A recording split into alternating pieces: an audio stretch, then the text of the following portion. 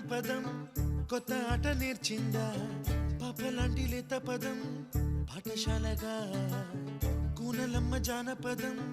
పల్లె దాటి వచ్చిందా చవళిల జానతనం పాట చూపగా